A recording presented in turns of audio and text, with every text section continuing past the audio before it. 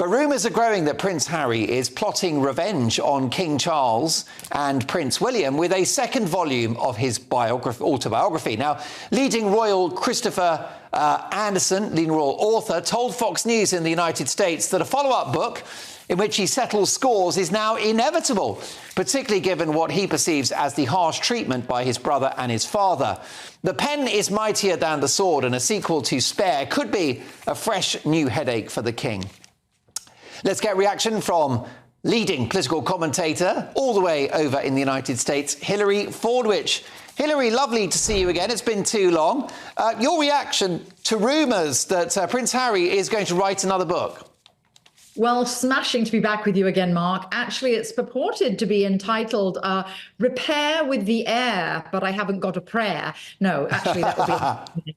that's what it should be entitled. If Prince Harry had any sense, he would actually realize not only throwing your family under the proverbial royal bus didn't do yourself any good, but he squandered the love of a nation, Mark, let alone the taxpayers' dollars and pounds paying for his wedding.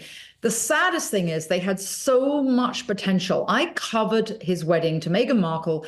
They were lined 15 deep in the streets of Windsor, and we all know there wasn't a whisper of anything negative except for great hope, particularly with what they could have done with the Commonwealth. And I think it's very sad that after they were, meeting with global leaders and all of their potential, she ended up releasing another version of her jam just as the Trooping the Colour was taking place.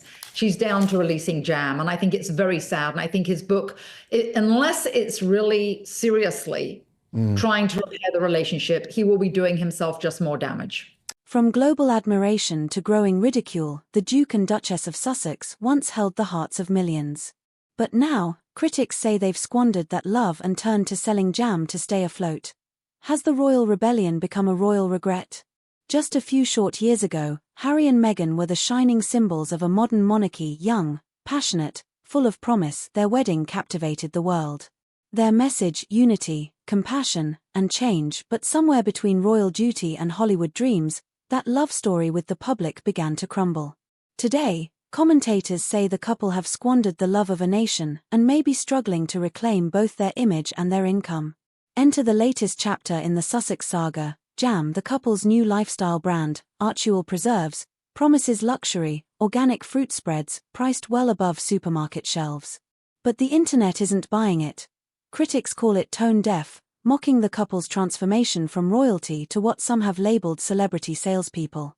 It's not the product itself that's causing outrage, it's what it represents, a royal brand turned business venture. Across British media, the backlash has been swift. Headlines like From Palace to Pantry and Harry and Meghan's sticky situation dominated tabloids. Royal observers say this public shift marks a defining moment when the Sussexes officially crossed from revered royals to commercial entrepreneurs. Yet, their defenders argue it's simply entrepreneurship, the couple creating their own legacy free from the crown. Behind the headlines lies a financial truth. The Sussexes' multi-million-dollar deals with Spotify and Netflix have faded legal costs, security expenses, and California living all add pressure. So, are they diversifying their income or desperately trying to maintain a royal lifestyle in exile? For a couple who once vowed to step away from royal privilege, critics argue they've traded duty for dollars. Reputation, not revenue, may be the Sussexes' biggest challenge now. Every business move becomes a headline, every silence a scandal.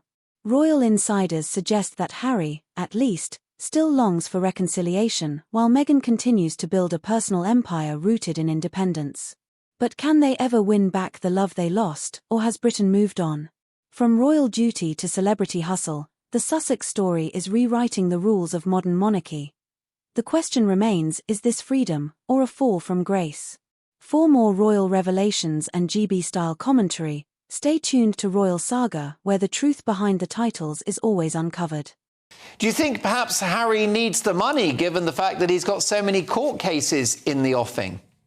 Of course he does. And Mark, one thing I don't think that he realizes, When you're within the bounds of the royal family, all of the courtiers, they're there to do what? To serve you, to protect you. What I don't think he realizes with regard to the commercial sector, do you think any lawyer ever in the history has ever said, no, I don't think there should be any lawsuit? Like, do you think any lawyer said to any couple divorcing, no, no, no, let's patch things up, let's get back together instead, let's not have a legal case? His lawyers, of course, are making a fortune from him. The book companies want to make a fortune from him. Same thing with Netflix. Everybody wants to make money from him. I don't think he realizes they're not really in his court. Meanwhile, Donald Trump turned 78 yesterday, Hillary. Do you think he'll be celebrating a second term in the White House in November? Well, certainly all polls are pointing to that at the moment. He's leading Biden in every single poll, particularly in the swing states. That's what's the most important. There are 6 states in America which are swing states, and those are the states that matter the most. And just recently, he's overtaken Biden in all 6 states, and they're very, very close. What I will say with regard to Trump is that, of course, he just came out with this recent proposition, and this was when he was meeting on Capitol Hill just last week. And I know many people in the room who said that it was actually jaw-dropping in terms of the reaction. He has suggested that of dropping income tax, federal income tax, and replacing it with tariffs. Now, for example, the EU places a 10% tax on American cars being imported into Europe, which is why you don't see very many American cars in Europe at all. But we only have a 2.5% tax here in the US on EU imports, which is why there are plenty of German cars. So this has gone down very well over here. He's very innovative. And when he was in Las Vegas, he actually suggested there that there be no more taxes on tips. So he knows how to appeal to the common man, Mark. And last but not least, if I may make mention of this, I was recently golfing at one of the Trump resorts, and I spoke to a very old caddy there, a lovely old man. You know what he said to me? He was an old black man, and I asked him what he thought of Trump.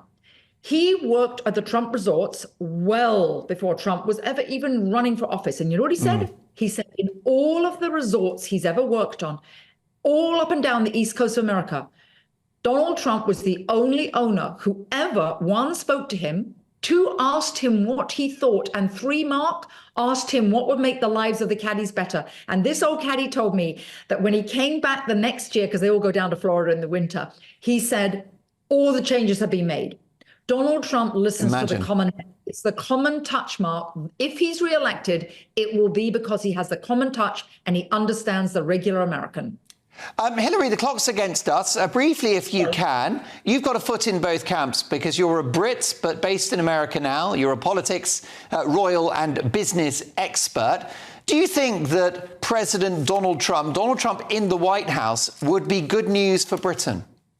Absolutely, without an absolute doubt. His mother, if you remember, was Scottish. He had great respect for former beloved Queen Elizabeth II. And remember, it was Obama who said that if the British voted for Brexit, that they would go to, in quotes, the back of the line. Obama was very anti-British, and for some reason he was accepted very well in the UK. No, President Trump has always been pro-Britain. He would be pro a trade agreement, and yes, it would be very good for Britain. Hillary Fordwich, let's catch up soon. My thanks to political and royal commentator Hillary Fordwich.